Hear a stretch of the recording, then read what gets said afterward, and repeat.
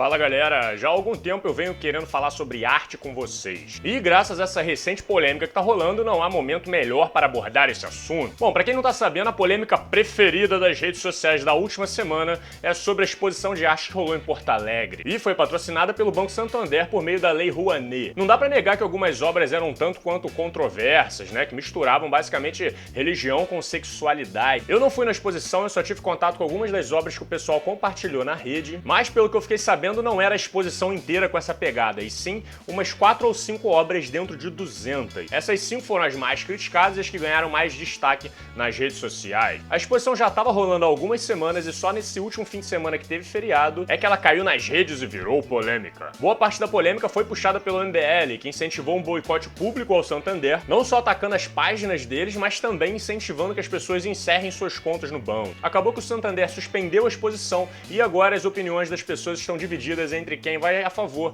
e quem vai contra a exposição e o ato público contra o banco. Bom, agora que vocês estão contextualizados, eu vou dar aqui algumas palavras que muita gente me pediu pra comentar sobre esse assunto. Eu pensei em fazer 2 vídeos sobre o assunto, um pra falar sobre a arte em si, que estava exposta lá, a minha opinião sobre a arte, e o outro pra responder as polêmicas e mais a questão política levantada pelo pessoal. Mas como eu sei que nem todo mundo vai assistir os 2 vídeos ou esperar os 2 pra comentar, e aí o pessoal vai comentar o que falta num no outro e o que falta no outro num, eu resolvi botar os 2 juntos mesmo e deixar o assunto mais completo. Beleza? Então primeiro eu vou começar falando sobre a arte de forma geral e depois eu entro na segunda parte do vídeo onde eu vou comentar sobre as críticas feitas pela galera que se envolveu nessa polêmica. Eu recomendo que vocês assistam tudo para facilitar o entendimento no final, mas se você só tem interesse em uma das partes específicas, você pode ir para esse minuto aqui, que é quando começa a segunda parte. E a primeira parte começa agora!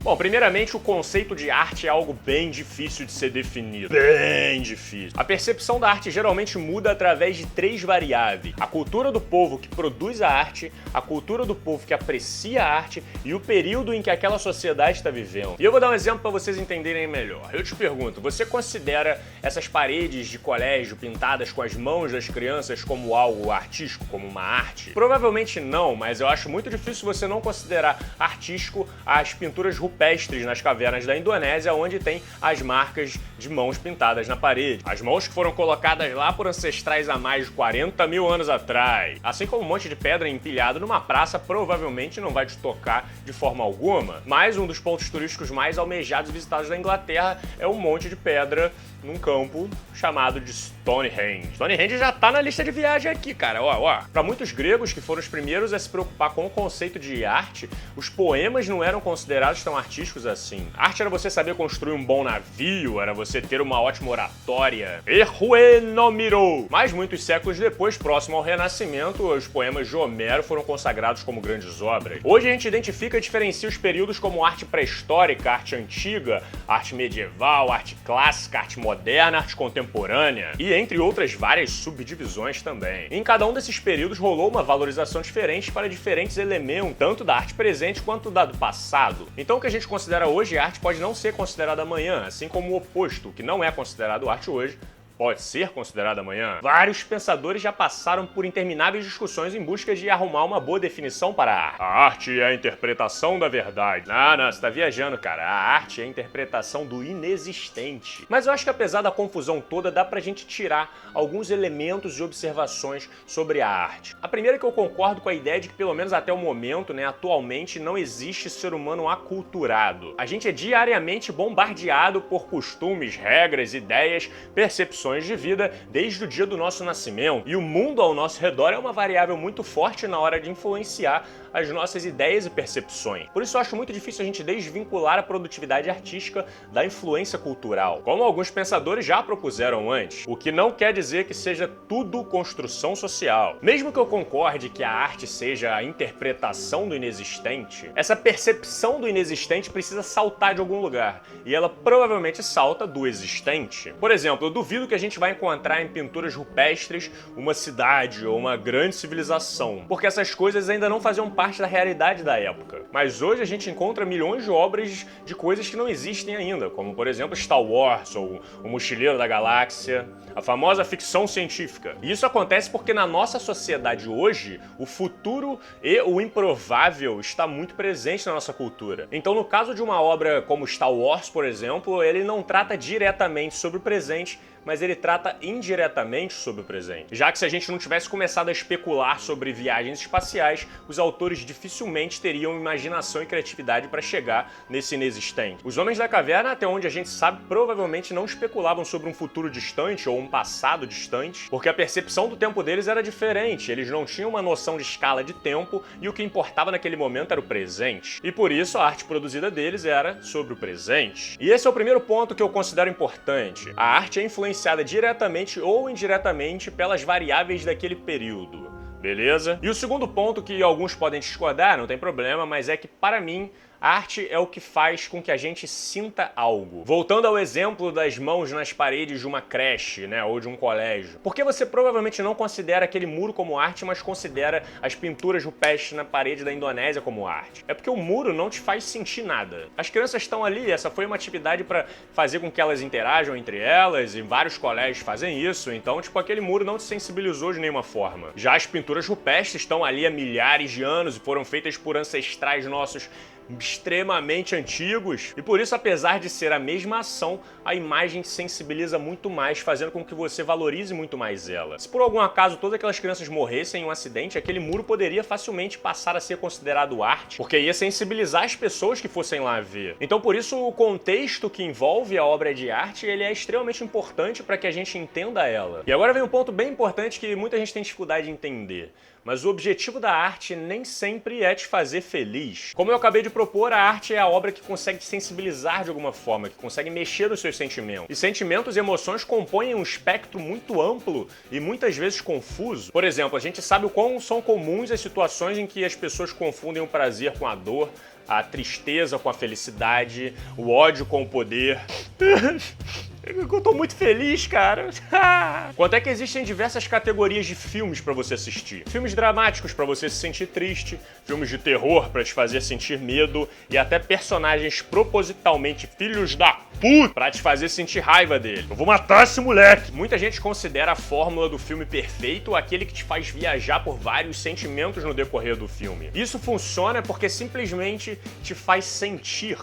E é isso que as pessoas querem, elas querem sentir. E da mesma forma que filmes e músicas, pinturas e esculturas também têm o objetivo de te fazer explorar os seus sentimentos, e não só te fazer feliz e te impressionar. Um dos mais famosos, por exemplo, são as obras de Escher, onde o objetivo é basicamente te deixar confuso. Ele não quer te fazer feliz, ele quer que você experimente a sensação da confusão, da quebra da expectativa. Pra quem nunca parou pra analisar as obras dele, dá uma olhada nessa escada aí, onde ela tá sempre descendo e subindo eternamente. Pois é, dá um nó no cérebro, né? E esse é o objetivo mesmo. Assim como a famosa obra de Guernica, de Pablo Picasso, dá uma olhada nessa pintura, meu irmão, que sensação que ela te traz. Provavelmente alguns sentimentos mais obscuros, né? Como solidão ou talvez o medo. E não é à toa, porque esse quadro foi feito para retratar a cidade de Guernica, no País Basco, que foi devastada pelos alemães na Segunda Guerra Mundial, em 1937. E se você quiser experimentar ainda mais a sensação proposta na obra, um pessoal fez uma espécie de tour 3D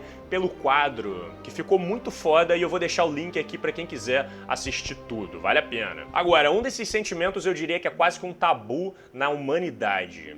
O incômodo. O incômodo é um sentimento muito peculiar, porque quase todo mundo quer evitar ele ao máximo. Tá, você pode se sentir incomodado porque o vizinho tá batendo com um martelo em pleno domingo. Pá! Pá! Pá!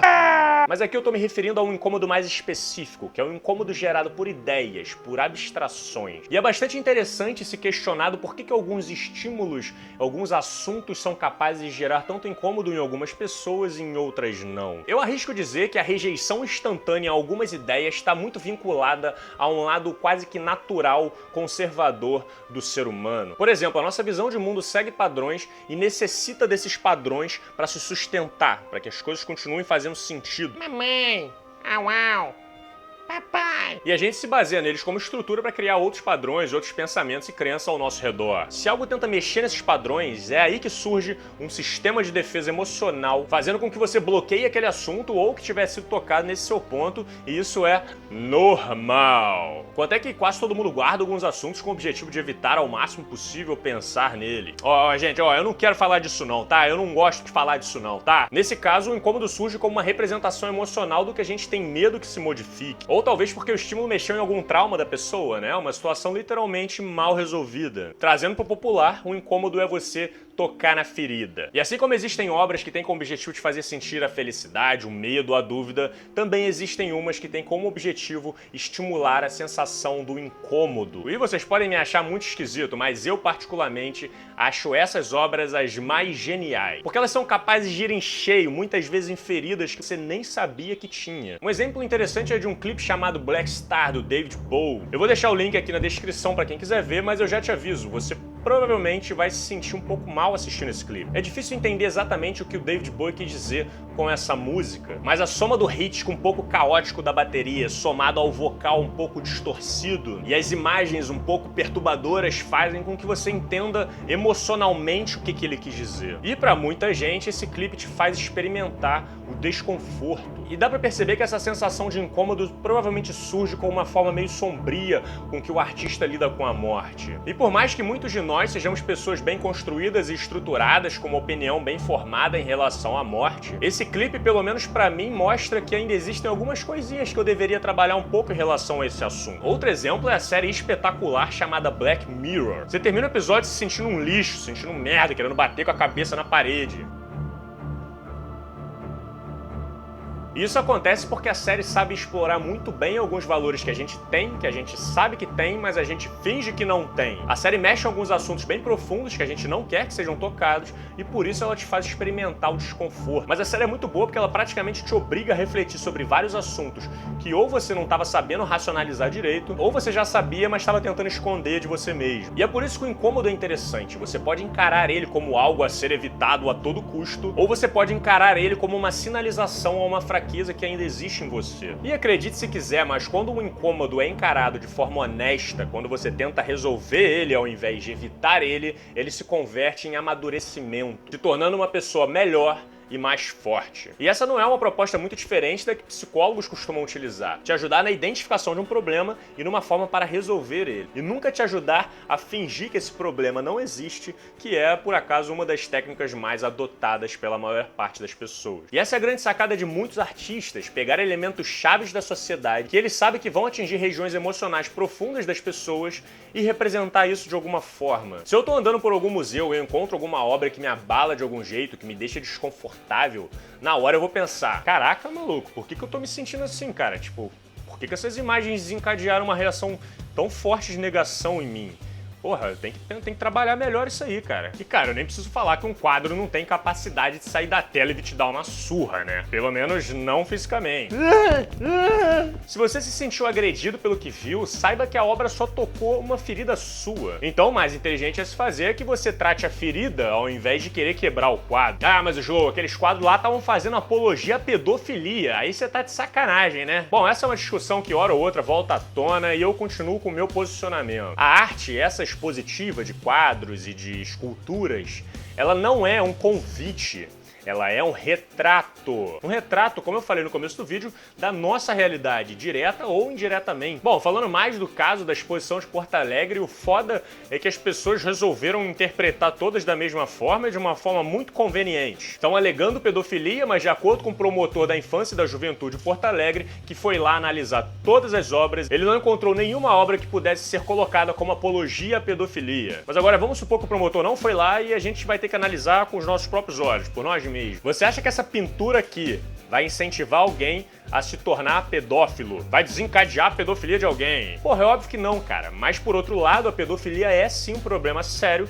que a gente enfrenta atualmente. Não adianta tentar abafar e fingir que não acontece. A gente precisa falar sobre isso. E a arte muitas vezes vai ter esse papel de trazer luz e escandalizar uma situação real que a gente finge que não são reais. Às vezes a crítica pode ser feita de forma mais escandalosa ou às vezes de forma mais sutil, levando à interpretação de cada um. Se você algum dia se deparar com alguma obra que retrata pedofilia e você se sentir mal, parabéns! Sinal de que você não concorda com o ato. E levando em consideração que, nesse caso, você tem a vida de crianças indefesas e o psicológico delas em jogo, eu acho bastante plausível que o seu incômodo surja nessa situação. Diferente de outros incômodos por situações que não prejudicam a vida de ninguém. E ter essa nossa realidade exposta, mesmo que cause um grande desconforto, ajuda a gente tanto a pensar nos nossos problemas, como a pensar nos problemas da sociedade como um todo. Ninguém sai de um museu da tortura, e existem vários pela Europa, pensando, nossa cara, tô bem pensando em comprar uma dama de ferro pra botar lá na garagem lá de casa, né? Vai que eu posso testar com o vizinho, né?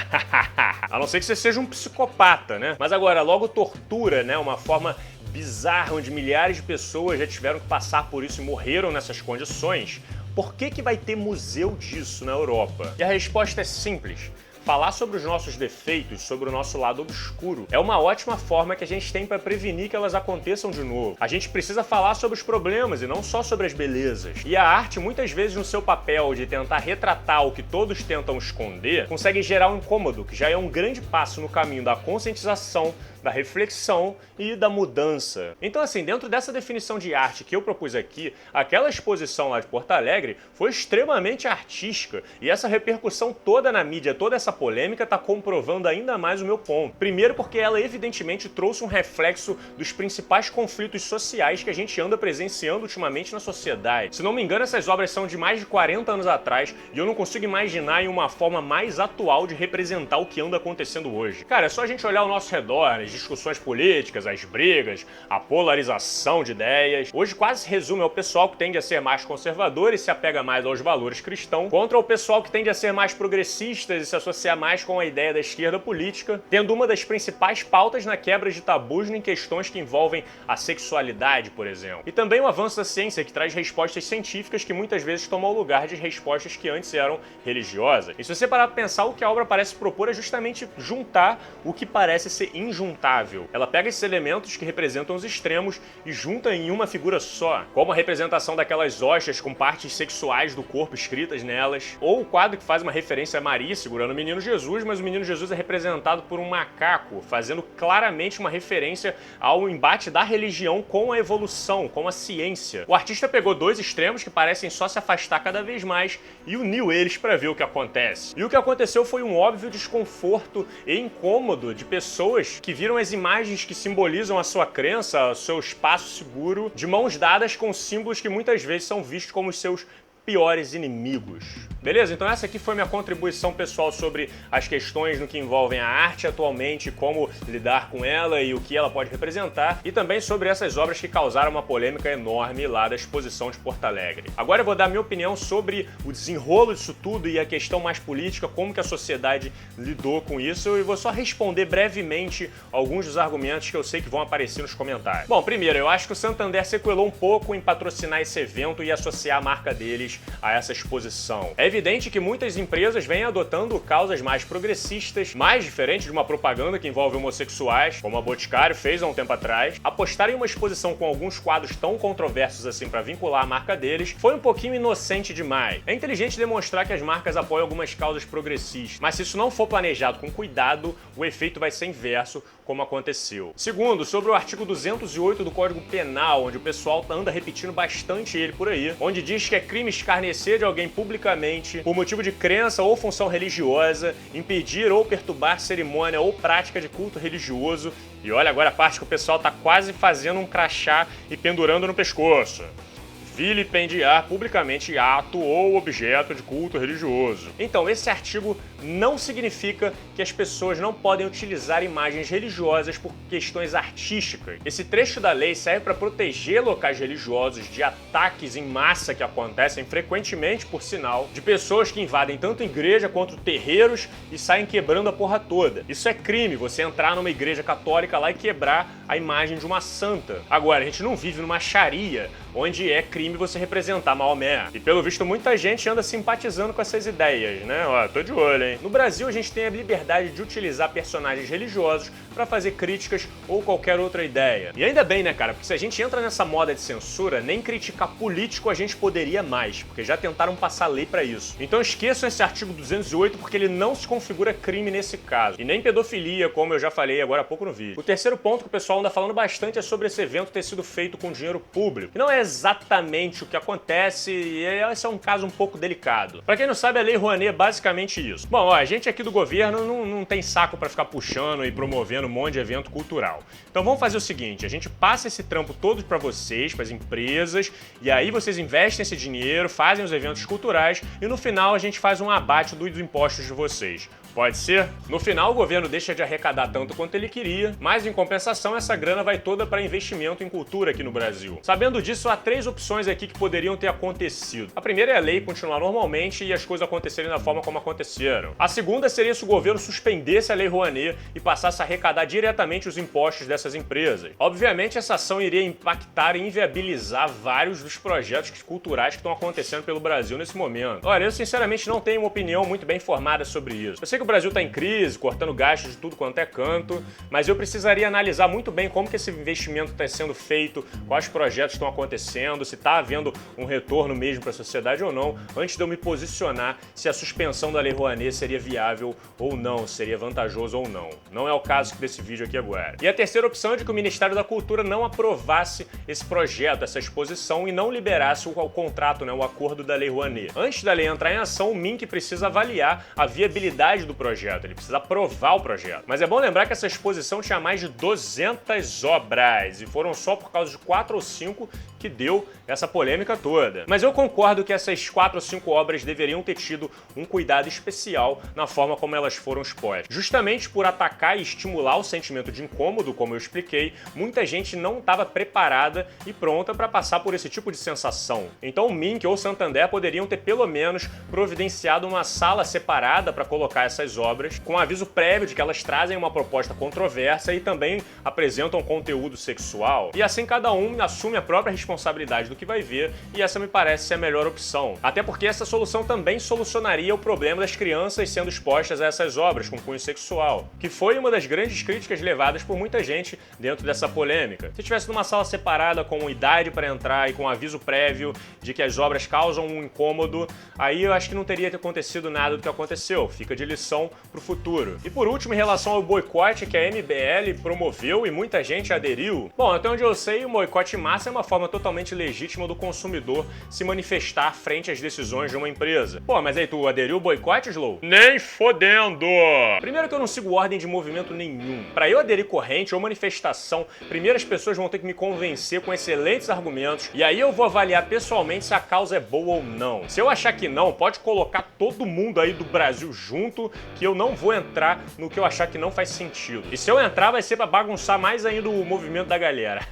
E cara, se você resolveu cancelar sua conta porque o serviço da Santander é um lixo, tudo bem. Se você resolveu aderir ao boicote porque a exposição foi feita com dinheiro público, isso vai contra os seus princípios, tudo bem também. Mas caso você queira permanecer como uma pessoa coerente frente às suas ideias, você se prepara para boicotar a maior parte das empresas que participam da Lei Rouanet também, e não são poucas. Se o problema eram as crianças e a falta da faixa etária mínima para entrar na exposição, o movimento poderia ter acontecido especificamente nesse ponto, para melhorar a forma como a exposição estava ocorrendo. Mas não foi, pelo contrário, jogaram os quadros para todo mundo ver nas redes sociais e hoje qualquer criança tem acesso à internet, e se a preocupação é que ela veja esses quadros, ela já viu, e ela viu porque vocês ficaram gritando pra caralho em relação a essa exposição que aconteceu lá em Porto Alegre. Se elas já foram ver e ficaram decepcionadas com vocês, que fizeram uma tempestade em um copo d'água enorme por causa de 2 bonequinhos palito metendo um no outro, porra. E aí o pessoal vem me falar que é pra boicotar o Santander, porque em uma das sedes deles, lá em Porto Alegre, lá no sul do país, fizeram uma exposição artística dentro de 200 obras, 4 ou 5 obras eram um pouco mais agressivas e traziam um conteúdo controverso, e por isso a gente deve fazer o nosso papel de consumidor e punir severamente a empresa por causa disso. Pô, fala sério, cara, como eu expliquei nesse vídeo aqui, nem todo mundo tá preparado pra experienciar obras de conteúdo mais pesado, mas isso não te dá o direito de querer impedir que os outros que se sentem prontos pra ter essa experiência não possam ter essa oportunidade. Eu sei que juridicamente falando, boicote não é censura, mas eu acho que tá bem claro que as pessoas que aderiram a esse movimento em massa tinham como objetivo objetivo de fechar a exposição, de cancelar o evento. Quanto é que ele foi suspenso mesmo. Então pensa bem no que vocês estão fazendo, cara, porque diferente do que muita gente pensa, viver em sociedade não é só respeitar a vontade da maioria, e sim aprender a conviver com as diferenças dos outros. E você, teoricamente, aderiu a um movimento que tinha como objetivo mesmo que indiretamente de travar a exposição, que, como eu disse, pode sim agradar um público que se interessa pelo assunto, mas pelo fato de não te agradar, pelo fato do incômodo gerado pela obra te impactar tanto, você prefere esconder ela e privar várias outras pessoas de terem esse contato, porque assim você consegue ampliar por mais uns dias a sua falsa sensação de segurança e a sua ingênua realidade onde todos parecem concordar com você. Bom, então só para concluir, acho que essa ideia de começar a puxar boicotes contra empresas é algo que vai se tornar cada vez mais comum daqui para frente. Hoje é muito fácil você mobilizar milhares de pessoas pelo engajamento que as redes sociais fornecem pra gente. Então o que eu sugiro para vocês é que fiquem espertos, não sejam usados como massa de manobra. Não tem problema você aderir ao movimento, mas a primeira coisa que você tem que fazer é primeiro se acalmar. Se acalma, respira, pensa, analisa os dados, busca os pontos de vista que são contra a ideia que o movimento está propagando, tira a sua própria conclusão e aí você decide se você vai querer aderir a ele ou não. Eu acredito que ninguém aqui gosta de ser usado como massa de manobra para ideais políticos, entre outros objetivos, né? Então, vamos ficar esperto, beleza? Muito obrigado por ter assistido, eu realmente espero que esse vídeo aqui tenha ajudado vocês a mudar um pouco a visão e a forma de analisar a arte daqui pra frente e também a forma de lidar com ela. Dá uma olhada aí na sua cidade se não tem exposições interessantes pra você visitar, que vai que você não descobre um novo interesse artístico que você não sabia que você tinha. Deixe seu like e se inscreve no canal porque tem vídeo toda semana, ou aqui ou no Bladalogia. Um agradecimento aos apoiadores do canal do Slow. Nós nos vemos no próximo vídeo. Um grande abraço. Valeu!